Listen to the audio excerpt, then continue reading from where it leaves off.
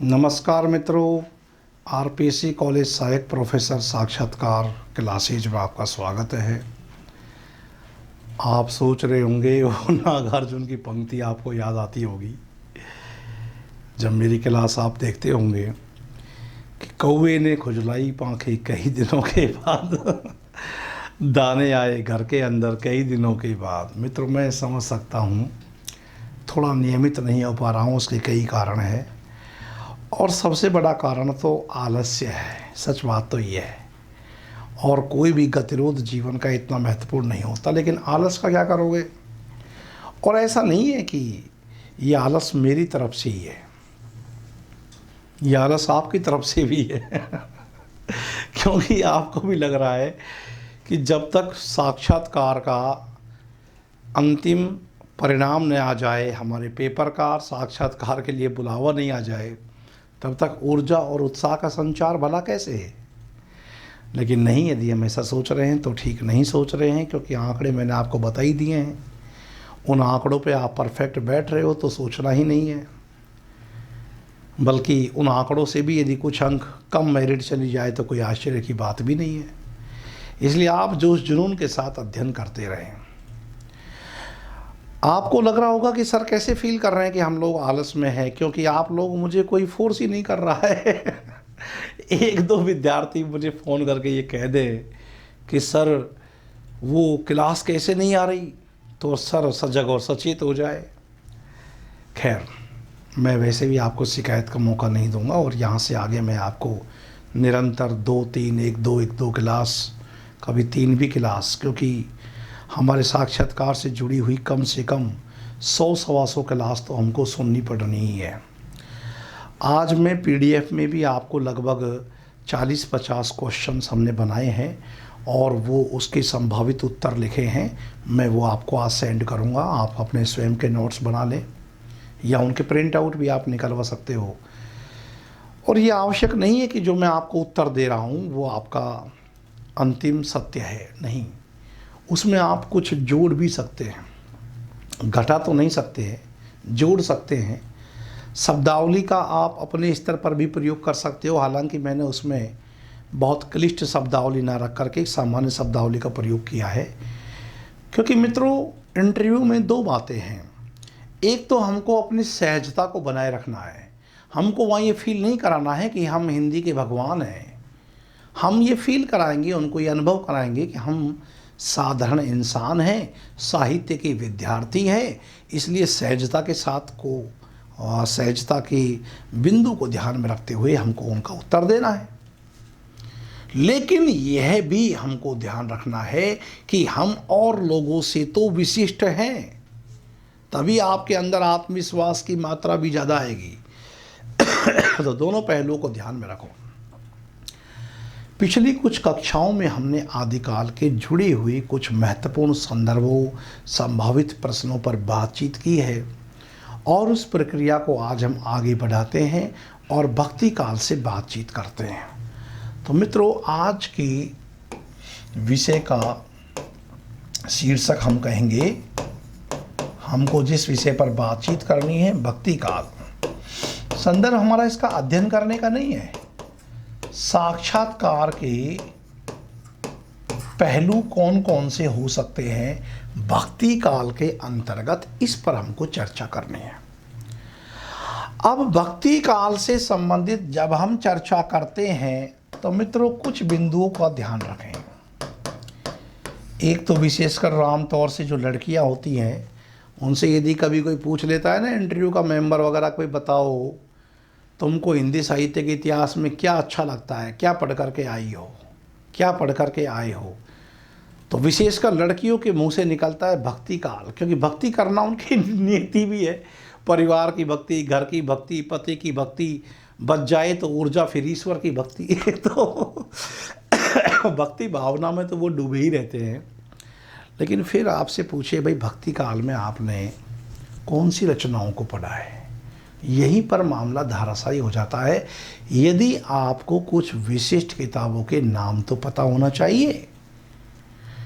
फिर आप सोच रहे होंगे कि सर चलो मान के चलो हमने किताब का नाम ले दिया, फिर उस किताब के अंदर से पूछ ले तो क्या करें। तो जो सामान्य सी कॉमन बातें भक्ति काल में आपने पढ़ रखी है, उन्हीं सब बातों को उस किताब के साथ लपेट कर दे दो।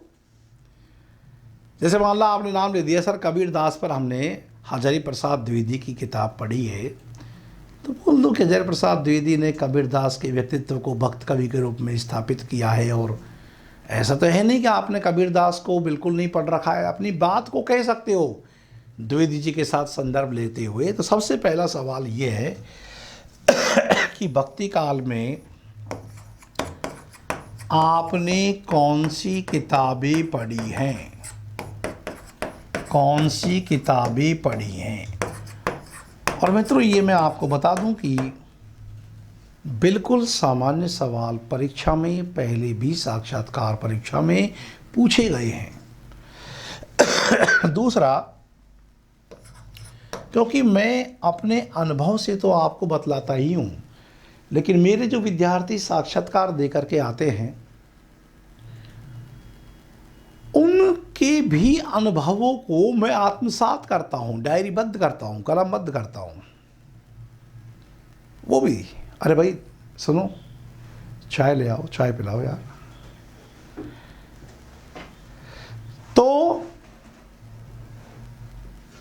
इन पहलुओं को ध्यान रखेंगे हम लोग कि जब भक्ति काल की बात करेंगे तो भक्ति काल में आपने सबसे पहले कि कौन सी किताबें पढ़ी है। दूसरा, भक्ति काल से जुड़े हुए पहलुओं में सबसे ज़्यादा महत्वपूर्ण है उद्भव संबंधी मत से आप परिचित हो कि नहीं हो। तीसरा, भक्ति काल के प्रमुख कवियों की आपको जानकारी है कि नहीं है, और उन प्रमुख कवियों में से क्या कोई ऐसा भी कवि है जो आपका प्रिय कवि है, और वो यदि आपका प्रिय कवि है तो भक्ति काल के वो अन्य कवियों से कहाँ और किस हद तक विशिष्ट है, वह भी फिर आपको पता होना चाहिए। चलो, प्रमुख कवि के बाद में फिर प्रमुख प्रवृत्तियाँ, जिस भी शाखा का आप अध्ययन कर रहे हैं, चाहे आप ज्ञान मार्गी का अध्ययन कर रहे हैं, प्रेम मार्गी शाखा का, राम मार्गी, कृष्ण मार्गी, इनकी कुछ प्रवृत्तियों पर आप 2, 3, 4 पंक्तियां बोल सकते हो कि नहीं।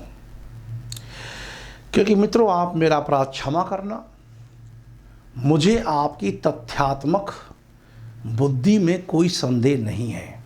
आप भयंकर हो, इतने ज़बरदस्त पेपर को सॉल्व करके आप इंटरव्यू देने जा रहे हो, तो आपकी नॉलेज में मुझे कोई डाउट नहीं है।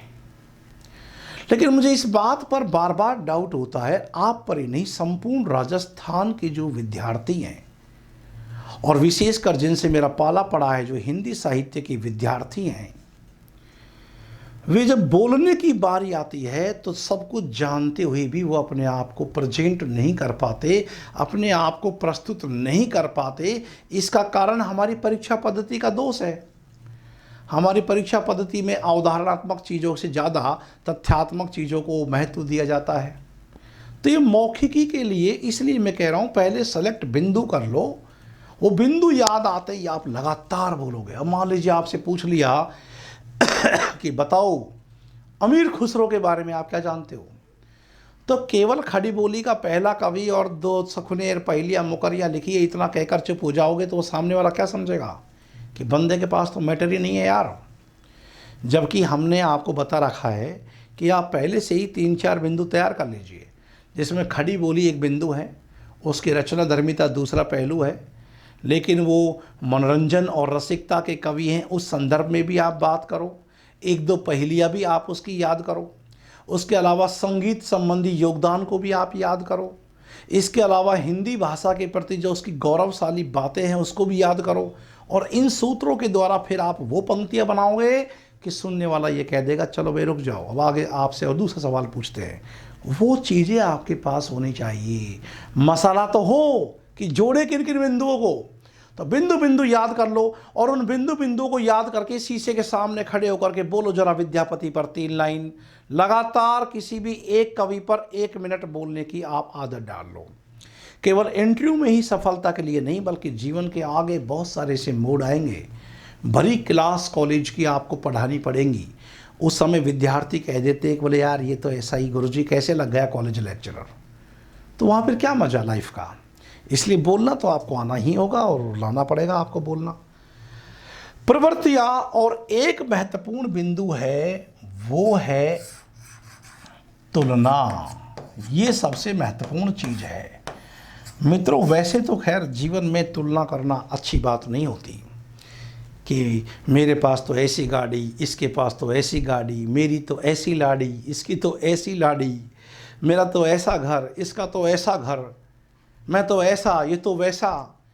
मित्रों जीवन में तुलना करना तो केवल आपको परेशानी और समस्या ही बढ़ाएगा। लेकिन साहित्य में बिना तुलना के आपकी संकल्पनाओं का निर्माण हो ही नहीं सकता है। जब तक आप जायसी को और सूरदास को, जब तक आप कबीरदास को, तुलसीदास को, जब तक आप तुलसीदास को, सूरदास को आमने सामने रख करके इनसे संवाद नहीं कराओगे, जब तक सूरदास तुलसीदास से ना पूछ ले कि बता तुलसीदास तुझ में ऐसी कौन सी विशेषता है जो मुझ में नहीं है, जब तक कबीरदास तुलसीदास से संवाद ना कर ले, जब तक तुलसीदास कबीरदास से ऐसे क्वेश्चन ना पूछ ले कि बता कबीरदास तेरे में ऐसा क्या है जो मेरे में नहीं है, जब तक प्रेम मार्गी शाखा कृष्ण मार्गी शाखा से कृष्ण मार्गी। देखो एक बात और ध्यान रखना, हम लोग क्या करते हैं, तुलना करते हैं। तुलना में केवल ये बात ध्यान रखते हैं, चलो बात मान लो निर्गुण की दो धाराएं हैं, एक प्रेम मार्गी है और एक संत मार्गी है, इन दोनों की तुलना कर लो। नहीं, प्रेम मार्गी को राम मार्गी से तुलना करो, वहां भी तुलना करो। और जो आपका ये ज्ञान मार्गी है इसका कृष्ण मार्गियों से तुलना करो। हर पहलू की एक दूसरे से तुलना, इन तुलना करने से इतनी शानदार विशेषताओं की अभिव्यक्ति आपके जेहन में होने लगेगी कि आप फटाफट बोलने लगोगे। इसलिए एक महत्वपूर्ण बिंदु है तुलना। इन 5 प्रमुख बातों को आप ध्यान रखेंगे तो निश्चित रूप से भक्ति काल पर आप बहुत अच्छा कर पाओगे। और इसमें कोई दो राय नहीं है कि यदि बोर्ड का रुझान किसी एक टॉपिक की तरफ घूम गया तो कोई अतिशयोक्ति की बात नहीं है कि अभ्यर्थी का पूरा इंटरव्यू ही भक्ति काल में चला जाएगा। वैसे मैं आपसे बार बार कहता हूं, पता नहीं आप मेरी बात को समझ पाते हो कि नहीं, कि इंटरव्यू लिया नहीं जाता, इंटरव्यू तो दिया जाता है। वो तो बेचारे मेंबर तो एक्सपर्ट होते हैं, वो तो आपसे मसाला खोजना चाहते हैं, आपसे कुछ मिल जाएगा फिर उसी से वो पूछते रहते हैं, तो आप दो ना उनको ज्ञान। आप देखो मैं आपको एक रोचक बात सुनाता हूँ। यहाँ 2007 का आरएस का इंटरव्यू था। मैंने आरएस के 4 इंटरव्यू दिए। इंटरव्यू में उन्होंने मेरे को अच्छे नंबर दिए, लेकिन मेरा तो वो जो अंग्रेजी वाला पक्ष है और एक वो बहुत कमज़ोर जाता था, उससे मैं कभी प्रॉपर सीट पे आया ही नहीं। 2012 वाला जिसमें अंतिम सब्जेक्ट था उसमें ज़रूर बात बनी, लेकिन वो ITS तक सीमित कर रहे थे। मैंने यहाँ ज्वाइन कर लिया तो फिर मेरे कोई मतलब का नहीं था। और वैसे आज अच्छा भी लगता है कि आज मैं जिस पोस्ट पे हूँ वो तो मैं आरएस से भी बेहतर हूँ। मित्रों एक सवाल मुझसे पूछा, उस समय अध्यक्ष CR चौधरी साहब थे कि भाई साहब ये बताओ, ये पाकिस्तान में और भारत में लंबे समय तक विवाद चला आ रहा है। ये सुनते ही मैं समझ गया कि मैं गलत जगह में फंसाएंगे ये मुझे। अब क्योंकि राजनीति में मेरा वैसे इंटरेस्ट नहीं है, बिल्कुल नहीं है। भाड़ में जाए पाकिस्तान, आग लगे पाकिस्तान में। लेकिन उसने तो पूछ लिया कि भारत हमेशा सहयोगात्मक रवैये को अपनाता है, लेकिन पाकिस्तान अपनी आदतों से बाज नहीं आ रहा। अब ऐसी स्थिति में भारत को कौन सी वैदेशिक नीतियों को बनाना होगा जो हमारे लिए हितकर हो और पाकिस्तान दबाव में रहे। ये सवाल पूछ लिया भाई। हिंदी के अध्यापक, हिंदी के विद्यार्थी से पूछ लिया भाई। पूछ लेंगे क्योंकि मेरा सब्जेक्ट जो है हिस्ट्री भी रहा, हिंदी भी रहा और BA में पॉलिटिकल साइंस भी रहा। और देखो ये इंटरव्यू में आपसे नहीं पूछेंगे, वो तो आरएस का इंटरव्यू था। यहाँ तो आप हिंदी साक्षात्कार के इंटरव्यू में जा रहे हो। तो मैंने कहा कि सर क्षमा करें, इस पहलू को विश्लेषित करने से पहले मैं मैथिली शरण गुप्त की एक बात कहना चाहूँगा। अब वो बैठे हुए थे प्रशासनिक अधिकारी, उनको लगा यार ये कैसा आदमी है, हम बात कर रहे हैं अंतर्राष्ट्रीय राजनीतिक संबंधों की और ये बैठ के राष्ट्र कवि को लेकर मैथिली शरण गुप्त को। लेकिन उनको जिज्ञासा हुई कि आखिर ये कहना क्या चाहता है। तो मैंने कहा कि सर मैथिली शरण गुप्त ने पंचवटी खंड काव्य में एक पंक्ति लिखी जो 1925 में आया था, आपको पता है, कि शूर्पणखा जो है वो पहले लक्ष्मण से प्रणय निवेदन करती है, फिर श्री राम से निवेदन करती है। तो पंक्ति वो कुछ इस प्रकार से है कि चाहे दोनों खरे निकले या निकले दोनों ही खोटे, बड़े सदैव बड़े होते हैं, छोटे होते हैं छोटे। तो कि बड़े सदैव बड़े होते हैं और छोटे होते हैं छोटे और खोटे। कि बड़ा जो है वो अपने बड़प्पन को दिखाता है, इसलिए वह बड़ा है, इसलिए भारत बड़ा है। और छोटा वो खोटा ही होता है, क्योंकि वो छोटा है, छोटे को अक्सर खोटा ही मानते हैं, चली आ रही परंपरा है। इसलिए भारत को बड़े भाई होने के नाते दंड और पुरस्कार की नीति अपनानी चाहिए, अपने छोटे भाई को समझाने के लिए। जहां उसको पुरस्कार देना पड़े, जहां उसको दंड देना पड़े, दोनों नीतियां उसकी जायज़ है। मुझे नहीं पता कि मेरा ये जवाब कैसा था, जैसा था वैसा मैं आपको सुना रहा हूँ। 2007 में मैं ये बोला। आज हालांकि मैं इसमें कुछ और भी जोड़ सकता हूँ, बोल सकता हूँ, मेरी समझ विकसित भी हुई है, लेकिन मैंने उस समय ये बोला। और ये बोलने के बाद उन्होंने जो मेरा शेष बचा इंटरव्यू था वो कवियों से संबंधित हुआ।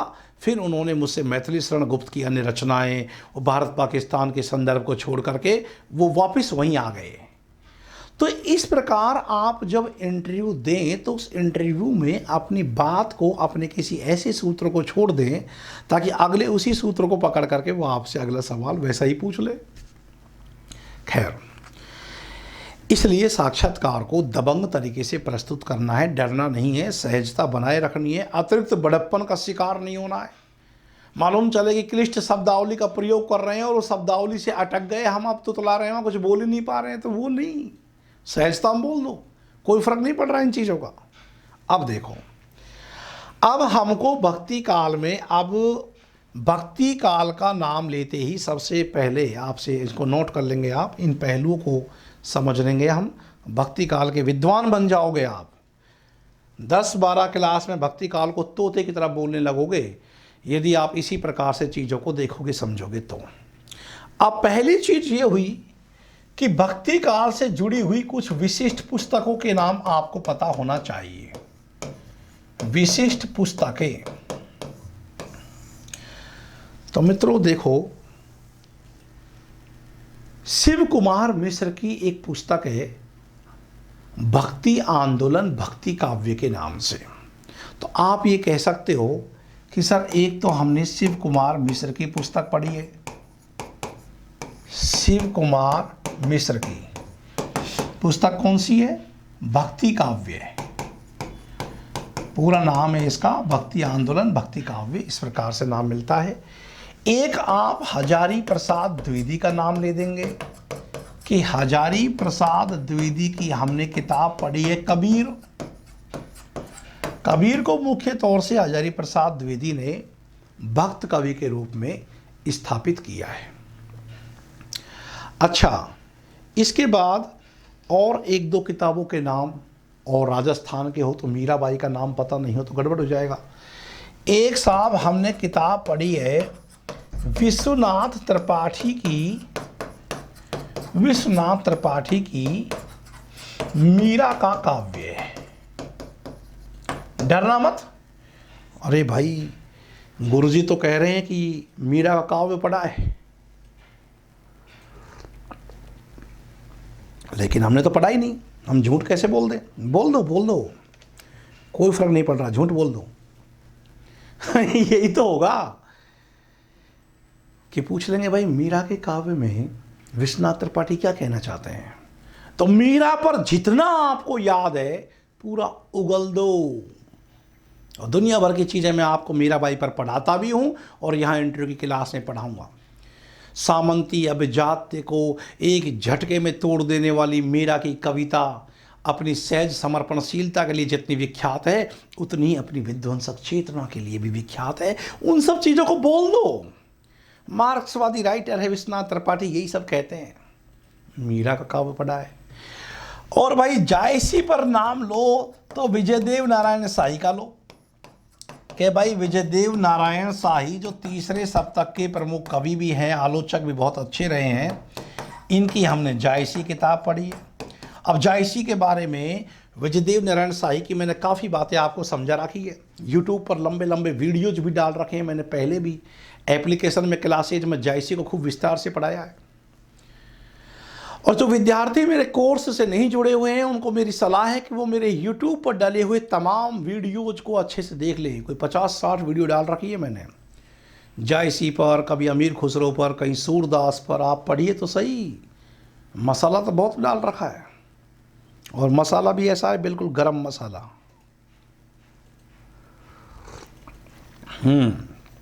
अब देखो, रामचंद्र शुक्ल की स्थापनाओं को पहली बार जायसी के संदर्भ में चुनौती देने वाले विजयदेव नारायण शाही हैं। शुक्ल जी ने कहा कि पद्मावत का प्रेम अलौकिक, एकांतिक और आध्यात्मिक है, और शाही बोलता है क्या खाक है? विजयदेव नारायण शाही बोलता है नहीं, जायसी के पद्मावत का प्रेम लौकिक है। और पहली बात तो ये कि जायसी सूफी है ही नहीं। जायसी यदि सूफी हैं तो कुजात सूफी हैं। जायसी की पहचान सूफी होने से नहीं है। जायसी पहले कवि हैं, बाद में सूफी। और ये सब कथन परीक्षाओं में आए हुए हैं। कौन कहते हैं? शाही साहब कहते हैं। शाही साहब कहते हैं कि जायसी को बैकुंठी प्रेम की तलाश नहीं है, बल्कि वह तो ऐसा प्रेम चाहते हैं जो प्रेम करने वाले मनुष्य को ही बैकुंठी बना दे। मानुष प्रेम भयो बैकुंठी, नहीं तो कहा छार भर मुठी। बोलो तो सही, शब्द तो बिखरे पड़े हैं, समेट लो, बोल दो। और भाई हमने सर एक बहुत अच्छी पुस्तक पढ़ी है उदय भानु सिंह की। उदय भानु सिंह इसके संपादक हैं, और किताब का नाम है तुलसीदास।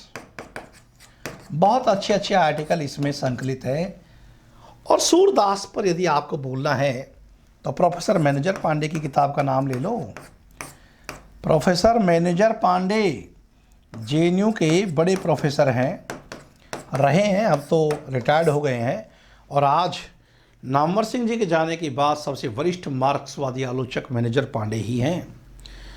भक्ति आंदोलन और सूरदास का काव्य है, इनकी बड़ी चर्चित पुस्तक है भक्ति आंदोलन और सूर का काव्य है। अरे जब आप इन पुस्तकों के नाम गिनाओगे तो क्या बोर्ड को आनंद आ जाएगा कि वाह यार, बंदा तैयारी करके आया है। और कभी भी आपसे ये पूछ लेना भाई इंटरव्यू की कहीं कोचिंग करके आए हो क्या, पढ़ करके आए हो क्या, तो मत बोलना सर नहीं, कोई कोचिंग नहीं की हमने, बस साहित्य को पढ़ते आ रहे थे ऐसे ही सर, उसी के अनुसार हमारी जो जानकारी विकसित हुई है वो ये है। कभी बोल दे कि यहाँ कोचिंग करके आए हैं, और कोचिंग भी करके आए एएस चौधरी से, तो मेरे नाम से तो लोग चिढ़ते हैं भाई। मेरे नाम को तो बोलना भी नहीं है आपको, मेरा नाम तो यहीं तक सीमित है। बाहर तो कोई कितना ही बड़ा प्रोफेसर आके बैठ गया और उसको मालूम चल गया एएस चौधरी, अच्छा वो जो आया है नया नया मुल्ला जो कर रहा है चारों तरफ अल्लाह ही अल्लाह, तो वो घाटे में चले जाओगे आप। मेरे प्रशंसकों में जितने मेरे विद्यार्थी हैं, मुझसे ईर्ष्यालुओं में अध्यापक ज़्यादा है। मेरा नाम तो पृष्ठभूमि में रहने दो, मैं कहीं नहीं हूँ आपके साथ। मैं केवल कहाँ तक हूँ कि भाई तैयारी कर ली, ऐसे कर ली, ऐसे पढ़ ली, ये याद कर लिया, ये प्रश्न याद कर लिया, चलो ठीक है। मैं शरीर तो नहीं, लेकिन आत्मा के साथ आपको आरपीएससी के मेन गेट तक छोड़ के आ रहा हूँ। शरीर नहीं, आत्मिक। और जब आप उसके अंदर चले गए उसके बाद मेरा और आपका कोई वास्ता नहीं है। आप अब कैसे हो? निर्व्यक्तिक हो, व्यक्तिगत विशिष्ट भाव से पलायन कर चुके हो। अब आप केवल आप हो, समझो आप बात मेरी। इन किताबों के नाम हमने बहुत प्यार से गिना दिए। अब यदि पहले हमको यही पता नहीं है कि हम भक्ति काल बोल रहे हैं और हमसे पूछ लिया भाई कुछ किताबों के नाम बताओ जो भक्ति काल पे आपने पढ़ा है, क्या कहोगे? अरे यार अब कोई फैक्ट भी याद नहीं आ रहा, कोई सरस्वती पांडे की गाइड में से कोई फैक्ट्री याद आ जाए, अब क्या करें? अब बोलेंगे कि सर संजीव पासबुक पढ़ी और 1 वीक सीरीज, इन शब्दों का यदि आपने इस्तेमाल कर दिया ना तो आपका इंटरव्यू 2 मिनट चलेगा, फिर 20 मिनट की जगह। ये ध्यान रखेंगे आप। कुछ भोले बच्चे होते हैं मेरे, वो बोल देते हैं कि ये पढ़ा है, सही है, वो सही कह रहे हैं, गलत तो नहीं कह रहे, लेकिन वहाँ उस सही को प्रकट करने की आवश्यकता नहीं है। खैर, एक बात तो हुई है। अब किताबें तो हम 100 गिना दें, लेकिन क्यों गिना दें 100? चूँकि एक एक कवि से, जो प्रतिनिधि कवि है उनके बारे में ये सर ये पढ़ा है हमने, तो ये किताबें पढ़ी हैं, और बाकी कुछ लेख वगैरह जो आते रहते हैं उनको हम पढ़ते रहते हैं। एक बात का और ख्याल रखना, पत्रिका कौन सी पढ़ते हो आप? तो एक हंस पत्रिका का नाम ले सकते हो आप, अच्छी पत्रिका है हिंदी की, कथा देश किसी का भी नाम, या मधुमती जो अपने राजस्थान साहित्य अकादमी से निकल रही है उदयपुर से, उसका भी नाम ले सकते हो आप। तो फिर उसका संपादक, और वास्तव में उस महीने में आपने पत्रिका को ना भी पढ़ा हो तो उसके आर्टिकल देख लेना, कौन कौन से छपे हैं, कौन कौन सी कहानियाँ छपी हैं। फिर पूछ लेते हैं वो कि ऐसे ही फेंक रहा है कि कुछ खोल के देखा भी है, पूछ लेते हैं पत्रिकाओं से, हिंदी के हो, इनका नाम लोगे, राजस्थान पत्रिका पढ़ा है, ये साहित्यिक पत्रिका नहीं है ना, तो साहित्यिक पत्रिकाओं के 1-2 के नाम, उनके संपादक कहाँ से निकलती है और उनमें कौन सा आर्टिकल छपा है। कथा देश अच्छी पत्रिका है, हंस अच्छी पत्रिका है, पत्रिकाओं में आलोचना भी आ रही है त्रैमासिक की, वो भी आप नाम ले सकते हो। मधुमती का लो ना आप, राजस्थान में तो आरपीएससी में जा रहे हो इंटरव्यू देना। या जो कुछ विद्यार्थी बिहार के साक्षात्कार की तैयारी कर रहे हैं वो भी हमसे जुड़े हुए हैं, तो बिहार से चर्चित कोई साहित्यिक पत्रिका निकल रही हो, कोई वहाँ का आसपास का फेमस संपादक निकाल रहा हो, उसका नाम ले दो। बाकी इंटरव्यू हिंदी का सब जगह एक जैसा होता है, चाहे आप रांची चले जाओ, चाहे बिहार चले जाओ, चाहे आप आरपीएससी चले जाओ या हरियाणा चले जाओ, यहाँ तक कि चाहे आप केवीएस और एनवीएस के पीजीटी के इंटरव्यू की बात करो, तो ये सब यही तैयारी है जो उसमें काम आनी है। तो खैर, अब इसके पश्चात अपन दूसरे पहलू की बात करते हैं, और वो है उद्भव। भक्ति आंदोलन आखिरकार कैसे आया, क्यों आया, अचानक कैसे आ गया, इस पहलू पर कई बार डिस्कशन कर लिया जाता है। कैसे समझेंगे इस चीज को? इसमें मत तो बहुत सारे हैं, जैसे हुमायूं, कबीर खां, डॉक्टर ताराचंद ये कहते हैं कि मुसलमानों की एकेश्वरवाद की भावना से आया। ग्रियर्सन, मैक्स मूलर ऐसे विद्वान कहते हैं कि ईसाइयत के प्रभाव से आया, सबने अपना अपना चश्मा लगा करके देखा। लेकिन 2 मत आप ध्यान रखेंगे, और वो क्या? उद्भव संबंधी एक मत तो है रामचंद्र शुक्ल का, और रामचंद्र शुक्ल के मत का समर्थन करने वालों में एक तो है बाबू गुलाब राय, और राम कुमार वर्मा तो हर बात का ही लगभग समर्थन सही करता दिखलाई देता है। एक है राम कुमार वर्मा।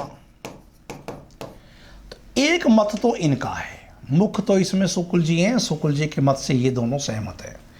और एक मत है इसमें हजारी प्रसाद द्विवेदी का, हजारी प्रसाद द्विवेदी का। इन 2 मतों में मुख्य तौर से इनको जानने का उद्देश्य रहता है, और फिर ये जानने का कि आप किससे सहमत दिखलाई देते हैं। तो देखो, रामचंद्र शुक्ल है विधेयवादी इतिहासकार, और विधेयवाद को मैंने आपको अच्छे से समझा रखा है। और हाँ, अपनी बात को बीच में रोककर मैं आपसे कह रहा हूं कि मैंने आपको पीडीएफ में कोर्स के रूप में जो आप अध्ययन कर रहे हैं, वहाँ मैंने आपको 21 सवाल अपने हाथ से बना करके भेजे हैं। मैं उम्मीद करता हूँ कि आपने वो 21 सवाल याद कर लिए, उसके अलावा कुछ कुछ मैंने फुटनोट भेजा है, अमीर खुसरो पर, विद्यापति पर, काल विभाजन नामकरण की आवश्यकता पर, डॉक्टर नगेंद्र का काल विभाजन नामकरण, रामचंद्र शुक्ल का वो आपने देखा होगा।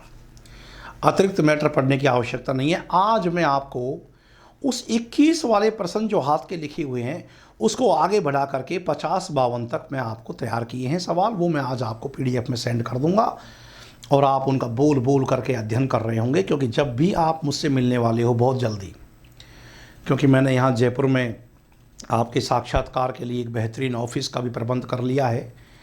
रिजल्ट भी अब बहुत जल्दी आपका आने वाला है, बस आंसर की जारी कर देंगे, बहुत जल्दी आपत्ति मांग लेंगे आपसे।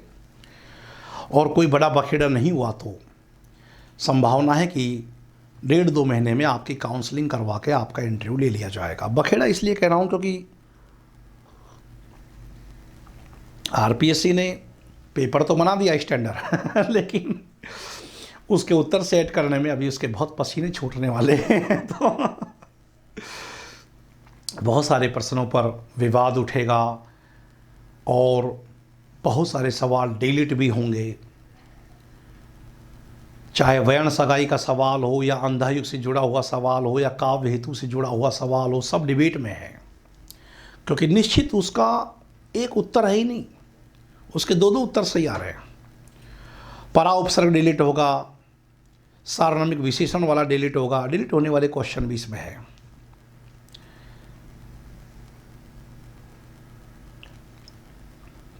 वो RPSC का काम है और वो यदि डिलीट होते हैं तो उसमें मेरिट का स्कोर वैसे ही ऑटोमेटिक कम हो जाएगा, उससे हमें चिंतित होने की आवश्यकता नहीं है।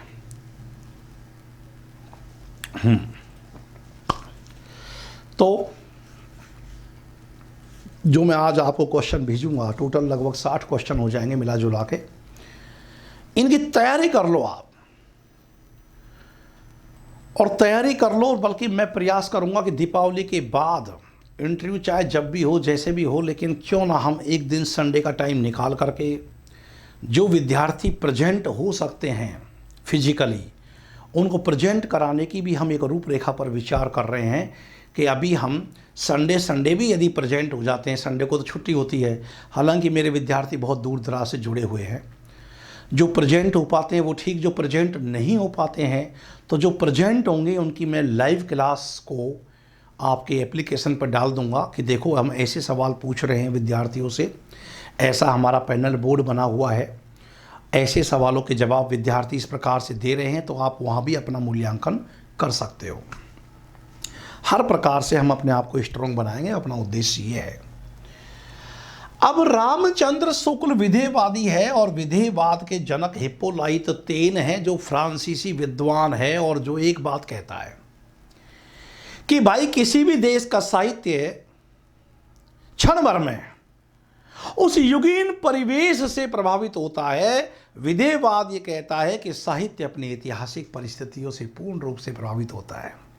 3 तत्व पढ़ते हो आप, जाति, वातावरण और क्षण। किसी भी देश का जातीय साहित्य क्षण भर में वहां के युगीन परिवेश से प्रभावित होता है और इस तुरंत प्रभाव को स्वीकार करने वाले और इसी संदर्भ में साहित्यिक प्रवृत्तियों का युगीन संदर्भों में विश्लेषण करने वाले हिंदी के पहले इतिहासकार, विधेयवादी इतिहासकार रामचंद्र शुक्ल है।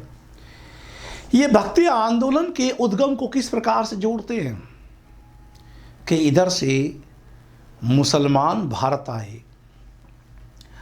और मुसलमान भारत आए और जब मुसलमानों ने भारत को जीत लिया तो हताश परास हिंदू जाति के पास सिवाय भक्ति के अलावा और सहारा ही क्या बचा था। तो भक्ति आंदोलन से आया। तो राजनीतिक पराजय की निराशाजनक प्रतिक्रिया का नाम भक्ति आंदोलन है, ये मानने वाले रामचंद्र शुक्ल है। हताश जनता की प्रतिक्रिया से जोड़कर देखा, इस्लाम के भारत आगमन की प्रतिक्रिया से जोड़ करके देखा और इसकी बात का समर्थन करते हुए गुलाब राय ने भी कहा है कि हार की मनोवृत्ति में 2 ही बातें मनोवैज्ञानिक रूप से संभव हैं। एक, या तो भोग विलास की चीज़ों में डूबकर अपने हार के गम का भूल भुलैया भुला देना। जैसे हम बाहर से कहीं पिट कर आ जाएं तो घर में बैठ करके टीवी देख लो भाई, भोग विलास का साधन है, उसमें डूब गए, सब कुछ भूल गए। तो हार की मनोवृत्ति में दो ही बातें मनोवैज्ञानिक रूप से संभव है, एक या तो भोग विलास की वस्तु में डूब करके अपने हार के गम को भुला देना, या तो अपनी आध्यात्मिक श्रेष्ठता का गायन करना। चूंकि भोग विलास की तमाम वस्तु पर मुसलमानों का अधिकार हो गया, तो भारतवासियों के पास केवल दूसरा ही रास्ता बचता था, और वो था आध्यात्मिक श्रेष्ठता का ज्ञान गान करना। ये तो गुलाब राय यहाँ पर रामचंद्र शुक्ल की बात से सहमत है, और यही बात लगभग राम कुमार वर्मा ने कही है। लेकिन हजारी प्रसाद द्विवेदी का इतिहास बोध सांस्कृतिकता की तरफ जाता है, सांस्कृतिक परंपराओं की तरफ जाता है।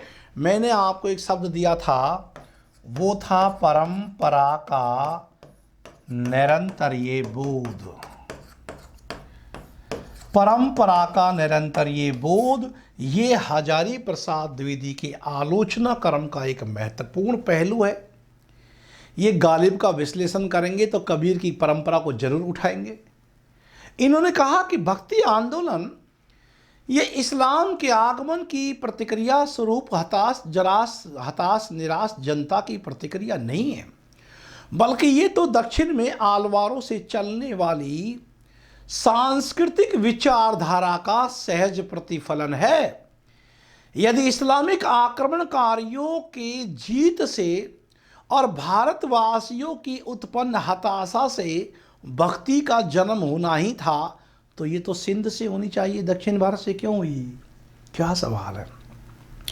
जबरदस्त लॉजिक उठाया है हजारी प्रसाद द्विवेदी ने, क्योंकि सबसे पहले 712 ईस्वी में सिंध के हिंदू राजा दाहिर पर मोहम्मद बिन कासिम ने आक्रमण किया, और उसी समय से 8वीं सदी से ही आप देखेंगे तो वो सिंध का, पंजाब और लाहौर का जो क्षेत्र है वो तो मुसलमानों के आधिपत्य में बहुत पहले ही आ गया।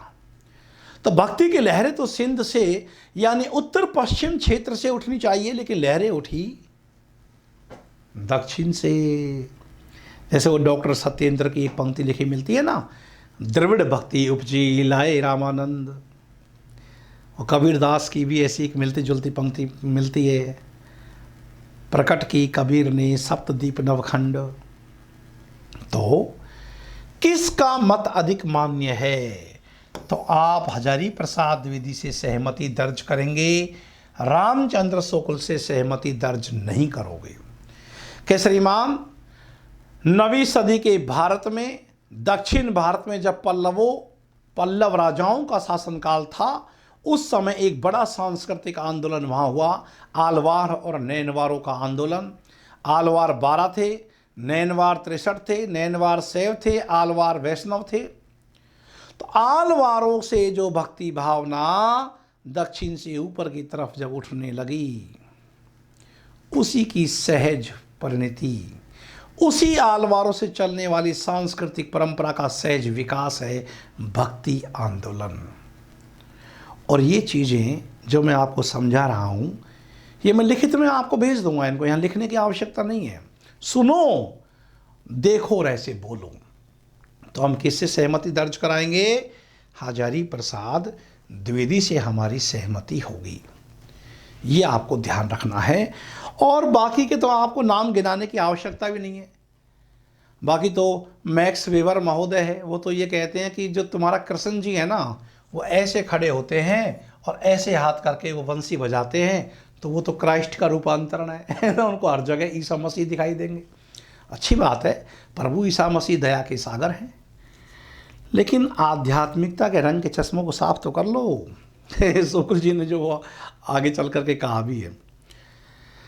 तो जो मुस्लिम विचारधारा के लोग हैं वो इस्लाम के एकेश्वरवाद से जोड़ते हो। अरे एकेश्वरवाद की भावना तो भाई हमारे यहाँ तब भी थी जब मुसलमान यहाँ आए नहीं थे। आपको तो उपनिषदों में ही मिल जाएगा एकेश्वरवाद की भावना।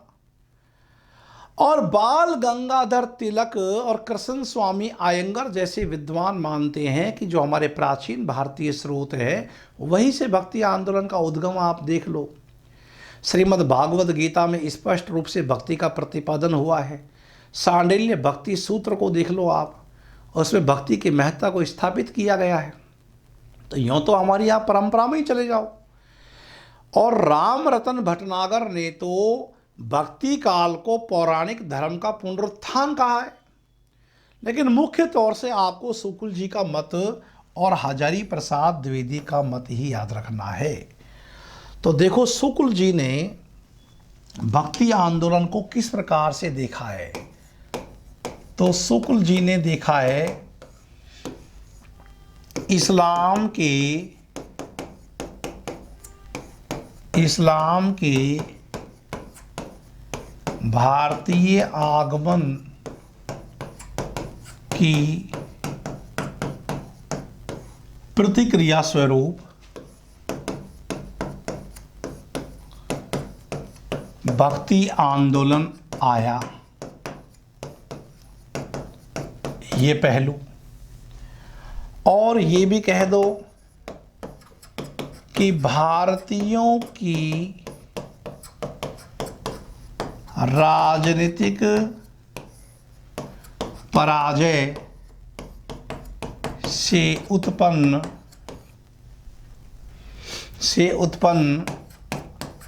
हताशा व निराशा ने जनता को भक्ति मार्ग पर धकेल दिया। अरे यार, ये कहने सुनने में कैसा लगता है कि यदि कोई साहित्य हताशा और निराशा से उत्पन्न हो रहा है तो वो हमको कौन सी आशावादिता का संदेश देगा।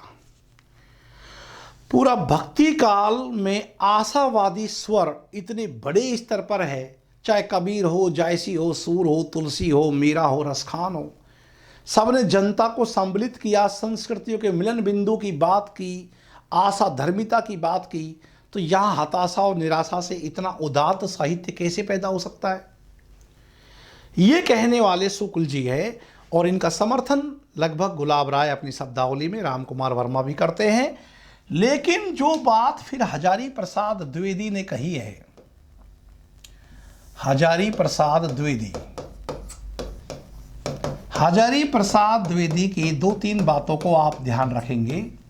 एक तो ये, यदि राजनीतिक पराजय की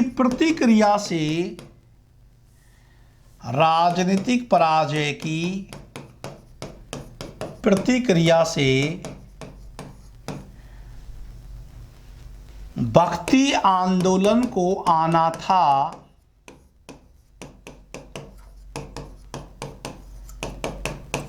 तो यह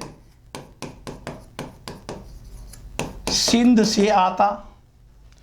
सबसे पहले तो पराजय वहीं हुई थी 712 ईस्वी में राजा दाहिर की। सिंध से आता, लेकिन आया दक्षिण भारत से।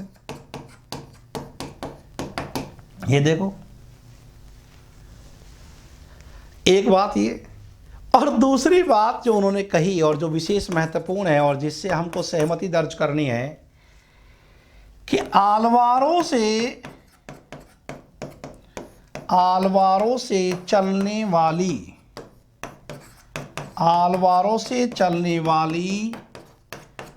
सांस्कृतिक परंपरा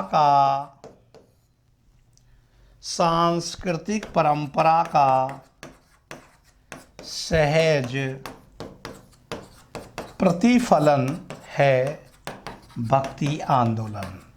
और इस मत से आपको सहमति दर्ज करनी चाहिए। आलवारों से चलने वाली सांस्कृतिक परंपरा का सहज प्रतिफलन है भक्ति आंदोलन। और फिर याद करो आप हिंदी साहित्य की भूमिका में क्या लिखा है। हजारी प्रसाद द्विवेदी ने हिंदी साहित्य की भूमिका में लिखा है। ये कई बार सवाल परीक्षा में आता रहता है। हिंदी साहित्य की भूमिका में मैं जोर देकर कहना चाहता हूं, मैं जोर देकर कहना चाहता हूं कि अगर इस्लाम भारत ने भी आया होता, अगर इस्लाम भारत ने भी आया होता तो भी यहाँ का भक्ति साहित्य, तो भी यहाँ का भक्ति साहित्य 12 आना वैसा ही होता, 12 आना वैसा ही होता जैसा कि रहा है, ये जैसा रहा है। ये कथन हिंदी साहित्य की भूमिका से है। यहां पर दो बातें हैं। क्यों हजारी प्रसाद द्विवेदी को जोर लगाकर कहना पड़ रहा है? क्योंकि रामचंद्र शुक्ल की बात को काटने के लिए बहुत जोर लगाना पड़ेगा कि शुक्ल जी के अनुयायी भी इस बात को समझ सके। जोर देकर नहीं कहोगे तो हजारी प्रसाद द्विवेदी की बात को कौन सुनेगा? बेचारा दूसरी परंपरा की खोज में है वो तो। तो ये देखो आप, मैं जोर देकर कहना चाहता हूं कि अगर इस्लाम भारत में भी आया होता तो भी यहाँ का भक्ति साहित्य 12 आना वैसा ही होता जैसा रहा है। ये क्या मामला है मित्रों? एक खरा सिक्का 16 आने का होता है, लेकिन यह 12 आने की बात की, खरे सिक्के की बात नहीं की। 16 आना क्यों नहीं कहा? 16 आना कहते तो 100% वाली बात होती। 12 आना कह करके इन्होंने, हजारी प्रसाद द्विवेदी ने 4%, यानी कि जो 4 आना जो बात है, 4 आना, ये 4 आना शुक्ल जी से सहमत है। इसका मतलब तो ये निकला शुक्ल जी से सहमत है, और ये बात बिल्कुल सही है। और आपको भी ऐसा बैलेंस उत्तर देना चाहिए कि पूरा बोर्ड खुश हो जाए। क्या पता जो एक्सपर्ट बैठे हुए हैं उसमें कोई हजारी प्रसाद द्विवेदी का भक्त हो, कोई रामचंद्र शुक्ल का भक्त हो, क्योंकि भक्त तो इन दोनों के ही मिलेंगे, और तीसरा तो फिर बेचारा वो तो लपेटे में आता है। अब आप ये कह सकते हो कि सर हम द्विवेदी जी की बात से अधिक सहमत हैं, लेकिन स्वयं द्विवेदी जी भी 4 आना प्रभाव रामचंद्र शुक्ल के मत को स्वीकार रहे हैं, क्योंकि एक विदेशी संस्कृति जो अल्पसंख्यक है लेकिन वो राजा वर्ग है, और एक बहुसंख्यक संस्कृति हिंदू जो अप्रजा वर्ग है। मित्रों, हिंदू और मुस्लिम ईसाइयत, ये हिंदू और मुस्लिम संस्कृतियों में टकराहट होना लाजमी है। एक नवीन संस्कृति का यहाँ प्रवेश हो रहा है, और वो भी राजा के रूप में, और वो भी अल्पसंख्यक है। अब अल्पसंख्यक की सत्ता को बहुसंख्यक स्वीकार रहा है, कहीं न कहीं गतिरोध तो होना ही है। अकारण नहीं है कि प्रोफेसर मैनेजर पांडे ने भक्ति काल को प्रेम मार्ग की संज्ञा दी है। पूरे भक्ति आंदोलन के संत हो, कवि हो, कवित्री हो, सबने प्रेम का संदेश दिया।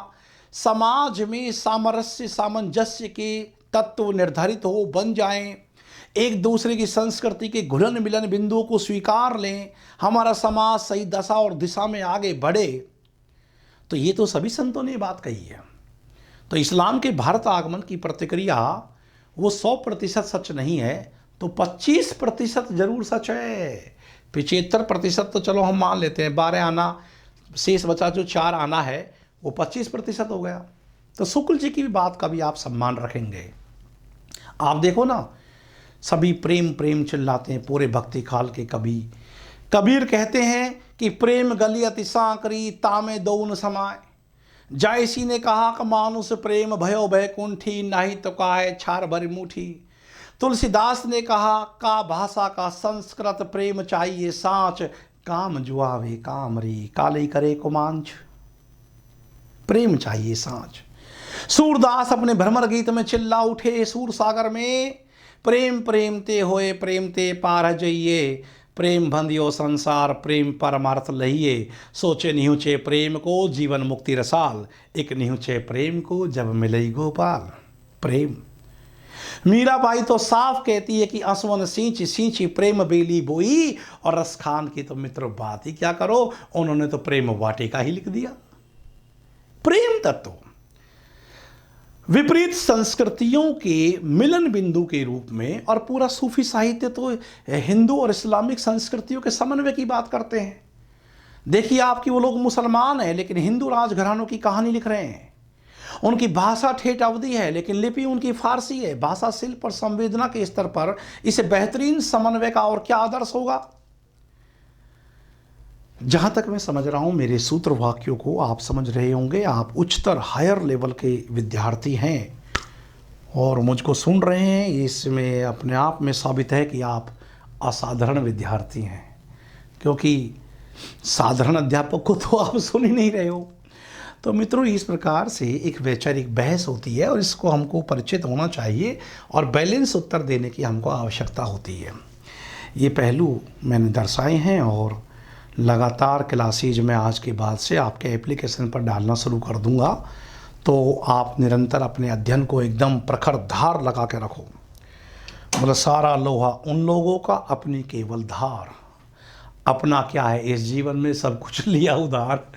तो ये पहलू आप ध्यान रखें और इसके बाद हम अगली क्लास बहुत जल्दी आपको देंगे।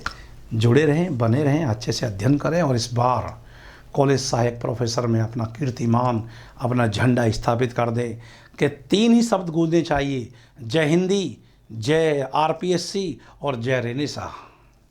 नमस्कार।